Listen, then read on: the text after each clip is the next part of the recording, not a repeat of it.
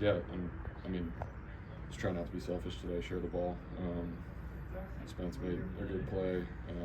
Cruzy made a couple good ones. I mean, B-Ray, that ball to the wall, he did a good job getting it in, even though he was safe. So had some really good plays. I mean, our infield turning that double play, first and third, like, just did a great job all around, I think, behind me. So super thankful for that.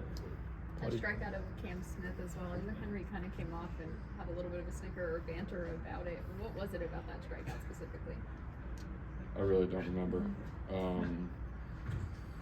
It was probably something that he saw that we talked about in the dugout, that we recognized in the game and actually executed it, but I really don't remember that one.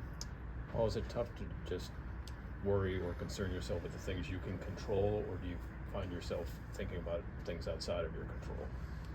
Yeah, I mean, maybe thinking about stuff outside of our control, but I think at the end of the day, we all got here by controlling what we can control. I think it's an acquired skill, and got to get back to that, no matter what the situation is, if it's in-game pitch to pitch or, large-scale stuff. Just got to control what you can control. How do you process the sporadic run support? You got 10 runs last game, none this game. Like, how do you process, regardless of how you pitch, the outcome could depend on whether you get any offensive support? It's baseball. Unfortunately, it's baseball. I know we did a good job against Gallon last time out. From what it seemed, McCullers did a good job today. So I don't know. I don't watch the offense a ton in terms of process, and are we sticking within our plan and all that. I'm not the right guy to ask, but again, it just goes back to controlling what we can control. So it is what it is.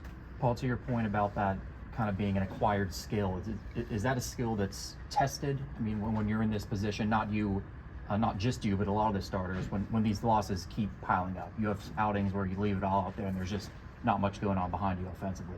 I think it gets tested every day. Whether we have, like, you look at what happened last game. I got 10 runs of support, right? And I still got to go out there and put up zeros. That's control what I can control. So it would be very easy for me to go out there and, say F it and go start throwing stuff down the middle because I got 10 runs behind me. So it's win or lose. That's what you have to do. Paul, over the last month or so, you've been doing a great job of inducing a lot of soft contact, which in turn seems like has been allowing you to go deeper into games. Has that been an active part of your game plan? Yes and no. I think that's one thing when we show up. Like, it seemed like in the first 3 innings there were like 2 or 3 called strikes today. They were just swinging. So when we get something like that, it's just about limiting damage.